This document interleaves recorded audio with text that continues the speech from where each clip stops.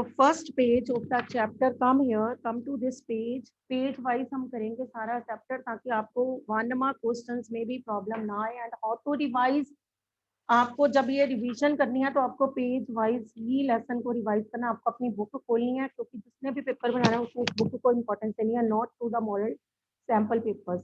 किसी ने उसको इम्पोर्टेंस से ही पेपर बनना है, ठीक है।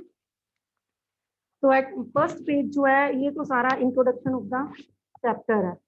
No come to next page. अगर आप नेक्स्ट पेज पे आते हो तो यहाँ पे आपका फर्स्ट वर्ल्ड वॉर से रिलेटेड क्वेश्चन बनता है, only one question like this page, how first world war created the feelings of nationalism among Indians.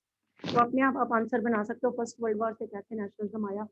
British India had no enmity with any country.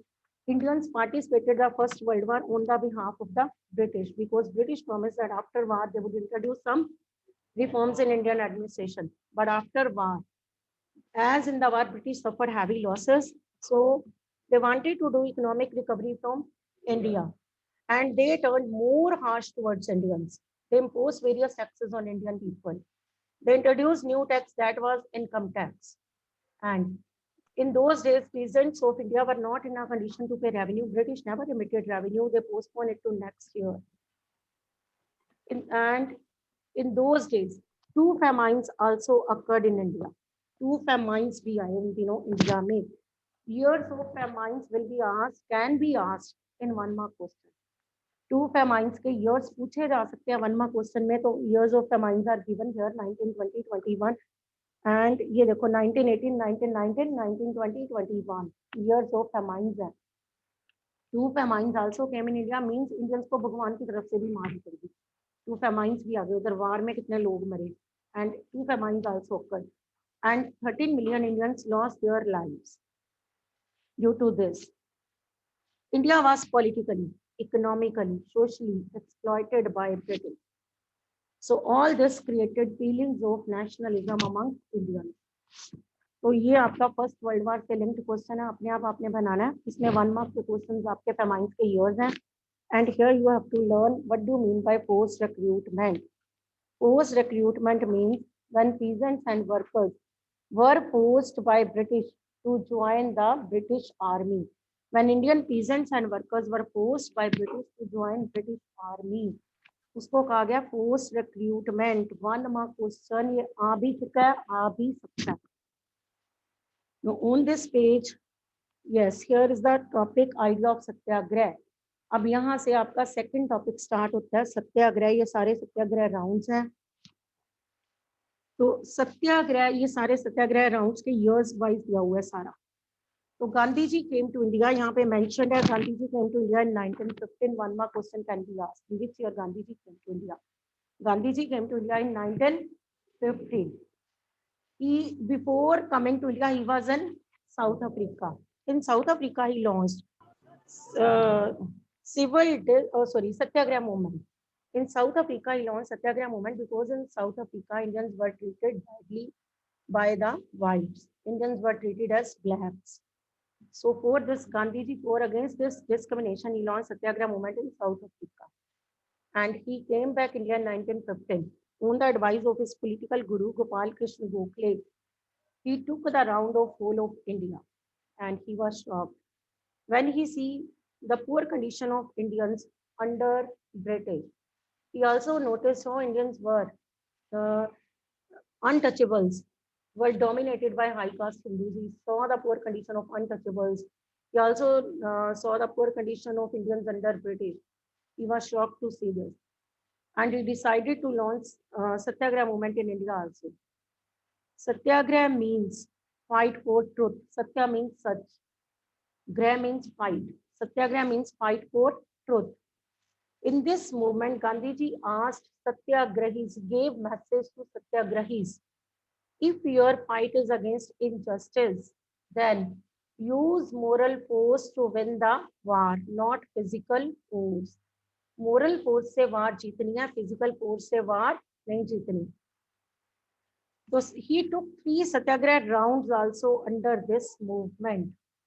And here 3 satyagraha rounds of Mahatma Gandhi are given year wise. 1915 he came to India. अब ये सारा year wise है.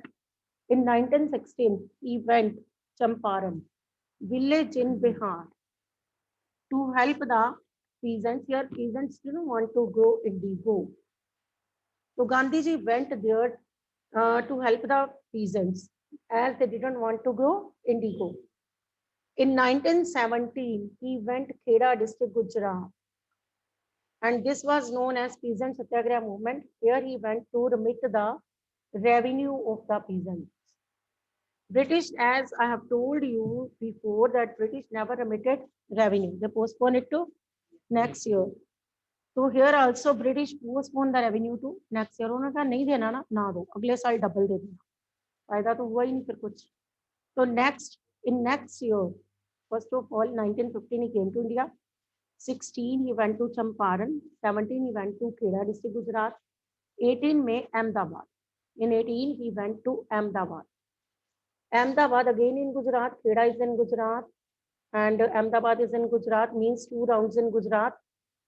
In 1918, he went to Ahmedabad to help the cotton mill workers to increase their wages and to reduce their working hours. So these were the 3 rounds of Mahatma Gandhi, 3 Satyagraha rounds. 1918 के बाद यहाँ पे आ जाएगा आपका 1919. 1919 Rowlatt Act. British passed Rowlatt Act in 1919. Here Rowlatt Act is given. ये सत्याग्रह rounds है. After सत्याग्रह rounds, Rowlatt Act. अगर आप इस वे से लर्न करोगे तो पेपर इसी में से ही आना है, ठीक है, बाहर से नहीं कहीं से आना. First World War. Gandhi ji came to India. His round Satyagraha movement, his round, and then Rowlatt Act. Rowlatt Act was passed by British in 1919 under Justice Rowlatt. This act gave vast powers to police. Police could arrest any Indian without trial for 2 years. Indians had no right to appeal, dalil and vakil. All India was against this act. Gandhiji was also against this act. This act was known as Black Bills also. So against this, Gandhiji declared Hartal in whole of India on 6th April 1919. 6 अप्रैल 1919 में हड़ताल declare हो गई. तो ये सारा हड़ताल का paragraph है. This is about Rowlatt act. ये हड़ताल है, रॉलट सत्याग्रह जिसे कहते हैं, पेपर में आ जाता है ये. Right note on Rowlatt Satyagraha. Rowlatt Satyagraha means हड़ताल 6 अप्रैल वाली. 6 अप्रैल 1919 में जो गांधी जी ने हड़ताल डिक्लेयर की थी उसी को ही रॉलट एक्ट कहते हैं. ये लिखा हुआ है सारा. तो ही डिक्लेयर्ड हड़ताल इन होल ऑफ इंडिया. अब अगर हड़ताल है तो आप अपने आप ही देखो क्या क्या होएगा कि school colleges closed, liquor shops were picked up, people boycotted the British goods, they started using Indian goods, they promoted khadi, they boycotted mill-made clothes, they burnt British goods and tea. ये सब कुछ आप लिखोगे हड़ताल में ये बातें हुई, ठीक है. फिर आप बताओगे देयर वाज हड़ताल इन Amritsar. Dr. Satyapal and Dr. Kichlu were arrested by British. Indians wanted to release these political prisoners. British refused. There was violence in Amritsar. So British had to call General Dyer. यहाँ पे आके and में बताया हुआ है कि General Dyer reached India. ये last line. Reached India on 10th April. He reached India on 10th April. 6 को हड़ताल डिक्लेयर की थी. General Dyer reached India on 10th April. British called general Dyer because violence हुई थी अमृतसर में. अब general Dyer आया तो उसने मार्शल लॉ पास किया. He pass martial law. One mark question can be asked, what do you mean by martial law? According to martial law, Indians were not allowed to assemble. Group में खड़े नहीं हो सकते थे Indians. अब यहाँ पे फर्स्ट लाइन ही question है जलियांवाला बाग इंसिडेंट. ये पैराग्राफ 3 मार्क का क्वेश्चन आता होता है. Note on Jallianwala Bagh incident. On 13 April 1919, peaceful meeting was called by Congress at Jallianwala Bagh in Amritsar. Most of the people who attended this meeting were outsiders. They came to Amritsar due to Baisakhi fair, and they didn't know about the martial law. They went to Jallianwala Bagh with their kids. General Dyer entered the Jallianwala Bagh and he blocked the narrow gate. He ordered his troops to fire on unarmed Indians. Many Indians lost their lives. Due to this, whole India was shocked. Gandhiji was also shocked due to this, and he decided to call back his Satyagraha movement. Now he wanted to launch mass movement. He wanted to join hands with Muslims. He wanted to call back his Satyagraha movement, and now he decided to launch mass movement by joining hands with Muslims. अब आ गया why Gandhi ji called back this movement. क्यों वापस ली? This movement was limited to few towns where Gandhi ji visited. In other parts of India, people did not know about this movement. And इसमें आप बताओगे this was not a mass movement. Muslims were not the participant of this movement.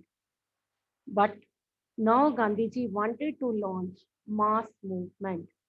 Now he wanted to join hands with Muslims. So that's why he called back this movement. क्योंकि ये movement limited थी, ज़्यादा large scale पे spread नहीं हुई थी. सिर्फ उन्हीं एरियाज में लोगों को इस मूवमेंट के बारे में पता था वेयर गांधी जी विजिटेड.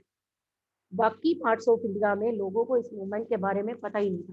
तो he decided to call this movement. अब जलियांवाला बाग इंसिडेंट हुआ, तो after that there were strikes in India.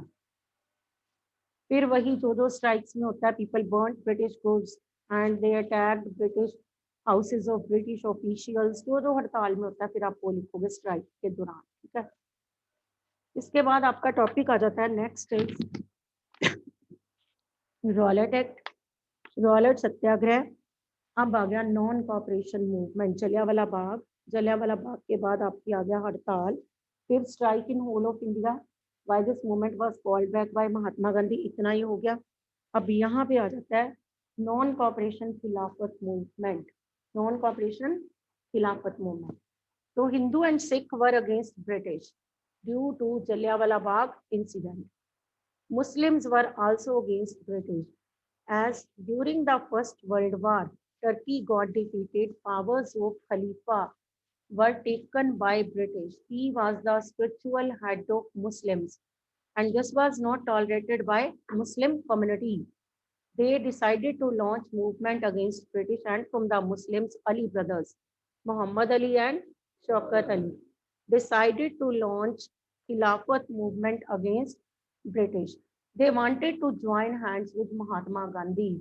On the other hand, Gandhi ji also wanted to join hands with Muslims. So, but some of the Congress leaders, they didn't want to join hands with Muslims. So Gandhi ji had to convince them. Firstly, he convinced them in Calcutta session, September 1920. Map का question है, September 1920 आए तो Calcutta. And then again in Nagpur session in December 1920, he said that there is a need to join hands with Muslims. So Congress leaders agreed in Nagpur session. Final decision was taken here, and non-cooperation Khilafat movement was launched in January 1921. January 1921 में कौन सी movement launch होगी? Non cooperation Khilafat movement. अगर paper में question आए non cooperation movement तो 1920, अगर non cooperation खिलाफत आए तो जनवरी 1921. ये याद रखना है. अब आ गया why non cooperation. First of all non cooperation का मीनिंग. नॉन कॉपरेशन का not to cooperate British. Here it's mentioned in 1909 Gandhi ji wrote a book Hind Swaraj.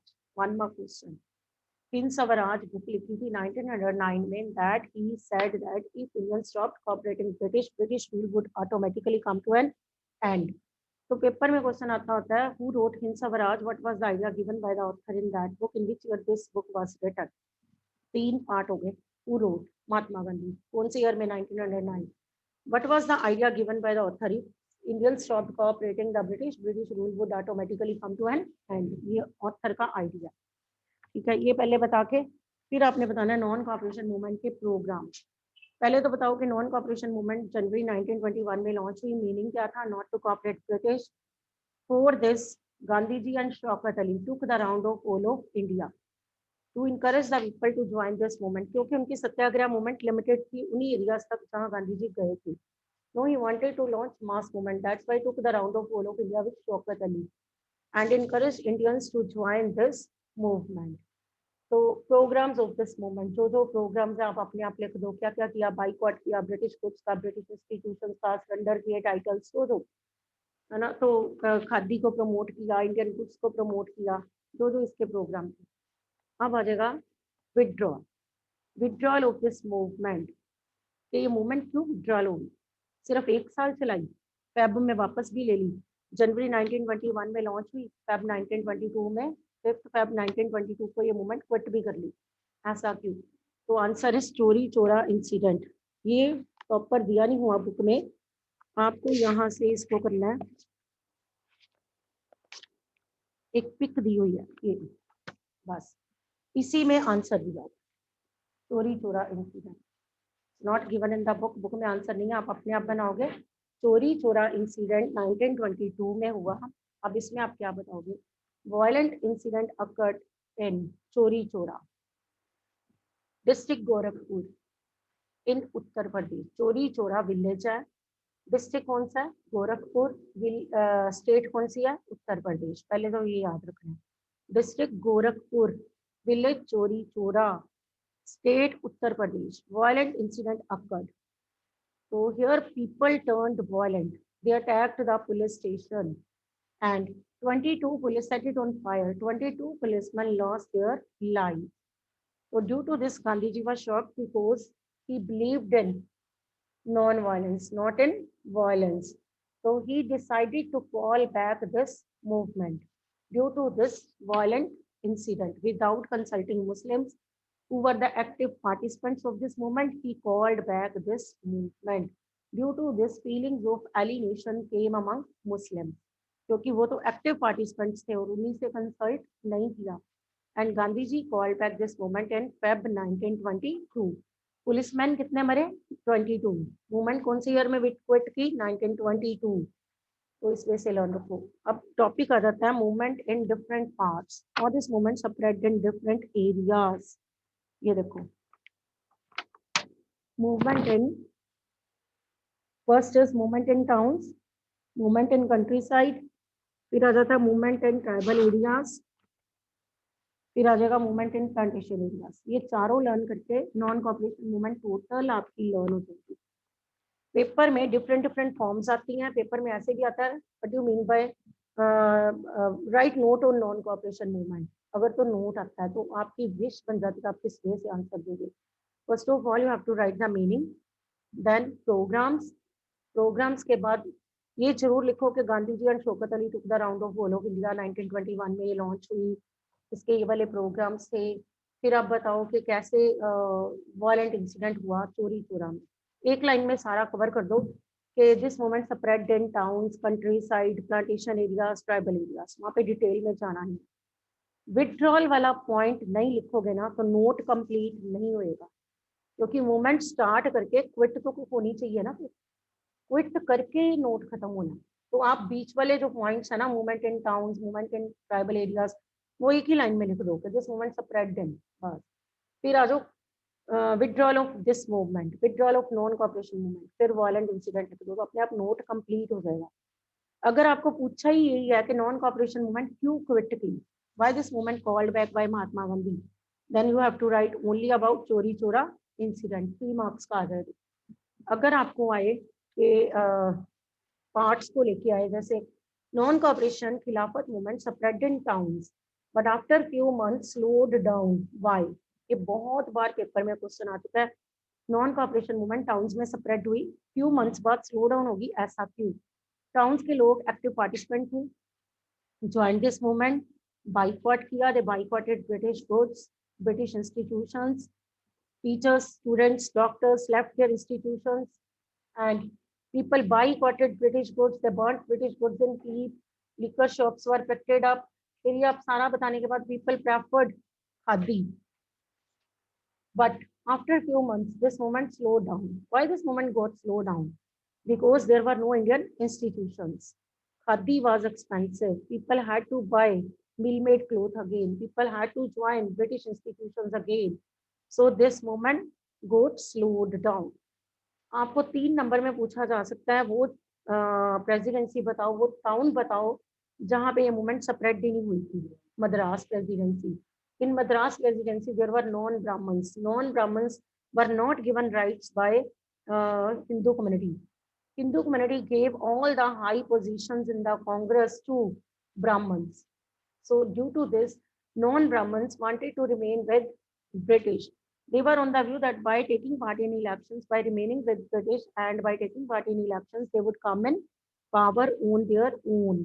उनको था कि हम पावर में आना है ना, हमने तो हम ब्रिटिश के साथ रहते हैं, हमें ब्रिटिश अपने आप पावर में लाएंगे, हमें हिंदू कम्युनिटी तो पावर में लाएगी नहीं, तो हम पावर में कैसे आएंगे, ब्रिटिश के साथ रहेंगे, ब्रिटिश इलेक्शंस में हमें लेके आएंगे, इलेक्शंस के थ्रू हम अपने आप पावर में आ जाएंगे. तो इस वजह से नॉन ब्राह्मण्स थे वो लोग, वो जेलस करते थे ब्राह्मणों से कि हमें हिंदू कम्युनिटी ने राइट हाई पोजीशंस नहीं देनी, तो हम ब्रिटिश के साथ रहेंगे. तो मद्रास वाले एरिया में ये मूवमेंट स्प्रेड नहीं हुई थी. Next is movement in country side. अब अगर कंट्री साइड वाला क्वेश्चन अगर मैं चक्कर हूँ ना, तो मैं उसमें देखूँ बच्चे ने बाबा रामचंद्र सन्यासी लिखा है, ताल्लुकदार वर्ड मेंशन्ड है और 1924 मेंशन्ड है. मैं ये 3 चीजें पढ़ के नंबर दे दूँ. 1924 में क्या हुआ था, बाबा राम सॉरी 1924 में आप पहले तो याद रखो बाबा रामचंद्र सन्यासी. बाबा रामचंद्र सन्यासी एंड ताल्लुकदार वर्ड एंड ओद किसान सभा, ये मेन आंसर है इसका कंट्री साइड का. अब इसमें क्या लिखना है आपने बताना है कि in countryside this movement was led by Baba Ramchandra sanyasi for the people of countryside swaraj mean. अब कंट्री साइड के लोगों के लिए स्वराज का मीनिंग ही डिफरेंट था. उनके लिए मीनिंग था to get freedom from talukdar not from British. अब अपने आप सोचो, लोग ब्रिटिश से फ्रीडम ही नहीं मांग रहे, लोग फ्रीडम अपने इंडियन से मांग रहे हैं. ताल्लुकदार तो इंडियन थे, वो रेवेन्यू कलेक्ट करते थे. तो peasants wanted to get freedom from talukdar क्योंकि वो रेवेन्यू नहीं दे पा रहे थे. Talukdar forced them to pay revenue and people were not in condition to pay revenue. They wanted to get freedom from Talukdar. It means लोगों की लड़ाई ताल्लुकदारों के साथ थी, नॉट विद ब्रिटिश. तो ये उनके लिए स्वराज का मीनिंग ही डिफरेंट था. तो from the Congress Pandit Nehru visited Awadh and with Baba Ramchandra sanyasi set up ओद किसान सभा. 1वां क्वेश्चन ये पेपर में पूछा जाता है, वो सेटअप ओद किसान सभा. पंडित जवाहरलाल नेहरू विद बाबा रामचंद्र सन्यासी. तो हियर पीपल टर्न्ड वायलेंट, यहाँ पे लोग क्या हो गए, वायलेंट. एंड उन्होंने ताल्लुकदारों के घरों पे अटैक कर दिया. Attack the houses of talukdar. Congress stopped giving its corporation. तो इसमें आपका मेन आंसर जो है ना, बाबा रामचंद्र सन्यासी का नाम होना चाहिए, ताल्लुकदार वर्ड होना चाहिए, ठीक है. तो ओद किसान सभा अंडरलाइन कर दिया ना अगर आपने इन 3 चीजों को, तो एग्जामिनर का ध्यान ही नहीं जाना बाकी क्या लिखा है. अगर आपको आता है मूवमेंट इन ट्राइबल एरियाज, इसमें आपका Lurie Sitaram Raju word underline होना चाहिए. गुडे mills of Andhra Pradesh covered होना चाहिए, अंडरलाइन होना चाहिए, ठीक है. How Lurie was captured bye the British, कैसे उसको कैप्चर कर लिया. He was executed by the British. Executed, captured, ये वर्ड अंडरलाइन होने चाहिए, ठीक है. तो movement in tribal areas for the tribal area, people of tribal area. Swaraj mean, अब इन लोगों के लिए स्वराज का मीनिंग देखो कितना छोटा सा था. To collect only forest produce, बस इतना सा मीनिंग लेके कॉज लेके आए थे ये लोग. कोई ब्रिटिश से फ्रीडम नहीं मांग रहे. For them swaraj mean to collect only forest produce. आप 9th में चैप्टर पढ़ के आए हो. ट्राइबल जो पीपल थे, they were not allowed by the British to collect forest produce. पता है ना, पढ़ा है ना 9th में फॉरेस्ट चैप्टर. तो here they wanted to collect forest produce. उनको था कि इस मूवमेंट में पार्ट लेंगे, हमें फॉरेस्ट प्रोड्यूस कलेक्ट करने के राइट मिल जाएंगे.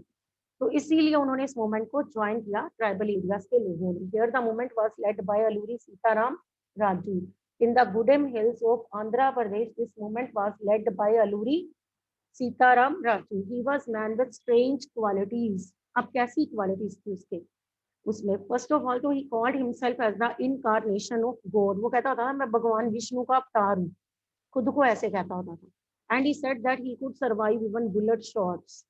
तो ऐसे वाली बातें वो करता था. तो Alluri was follower of Mahatma Gandhi. He encourage people to wear khadi. Alluri believed in violence whereas Gandhi ji believed in non violence. यहाँ पे डिफरेंसेस थे. क्योंकि लूरी ट्राइबल था, he believed in violence, whereas Gandhi ji believed in non violence. Aluri attacked the police station and set it on fire. So he was captured by the British and executed in 1924. 1924 में अलूरी को British ने execute किया था, और जबकि movement ये जो थी ना, ये तो खत्म ही हो गई थी. कौन सी ईयर में? 1922 में तो ये मूवमेंट ही खत्म हो गई थी. तो Alluri was in the jail then. Alluri was captured by British and executed in 1924. तो इसका ये आंसर है, movement in tribal areas. Next is movement in plantation areas. का मेन आंसर अगर आप लिखते हो तो इनलैंड इमिग्रेशन एक्ट 1859 अंडरलाइन होना चाहिए. दी उमर वाला पॉइंट अंडरलाइन होना चाहिए कि गांधी राज इज कमिंग वाला है ना, ये चीजें अंडरलाइन होनी चाहिए. तो इट मीन्स एग्जामिनर ने यही पढ़ के नंबर दे देना, उसने बाकी ज्यादा इतना ज्यादा डिटेल में पढ़ना नहीं. Now listen, how to write movement in plantation areas. First of all तो आप ये बताओगे for the people of plantation areas Swaraj mean. इनके लिए स्वराज का मीनिंग क्या था? देखो कितना सा छोटा सा कॉज लेके आए थे, to move freely in plantation areas. बस इतनी सी बात लेके आए थे, to move freely in plantation areas. They were not allowed by the British. Inland Immigration Act was passed in 1859 by the British. By this act, Indians were not allowed to move freely in plantation areas.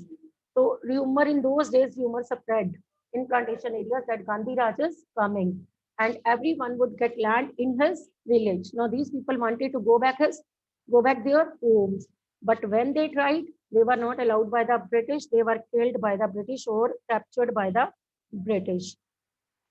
So this is about movement in different parts. आज मैंने non cooperation Khilafat movement पूरी करवाई है. आपको programmes, meaning, withdrawal, movement in different areas, कहाँ पे लोगों ने इसको ज्वाइन नहीं किया.